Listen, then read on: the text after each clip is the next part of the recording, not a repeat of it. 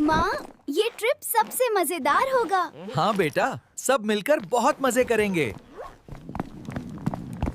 देखो बाबा, कितनी ऊंची पहाड़ियाँ हैं।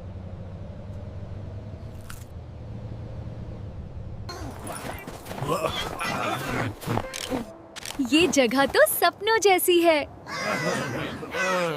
देखो, मैंने कितना बड़ा स्नोमैन बना लिया।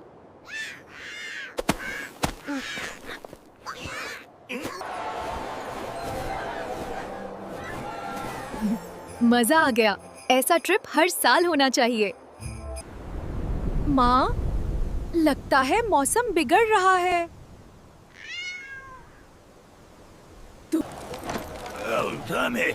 हमें जल्दी से कहीं रुकना चाहिए।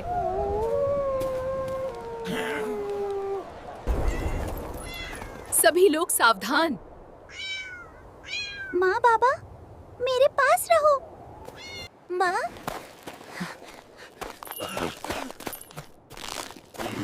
उठो, आपको कुछ नहीं होने दूंगा। माँ, मैं आपके साथ हूँ। हिम्मत मत हारो। बाबा, मेरे बिना कहीं मत जाना। वहाँ झोपड़ी दिख रही है। जल्दी चलो।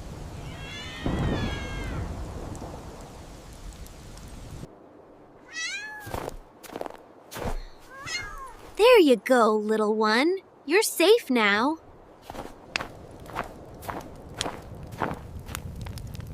आज तुमने सच में सबकी जान बचाई बेटा।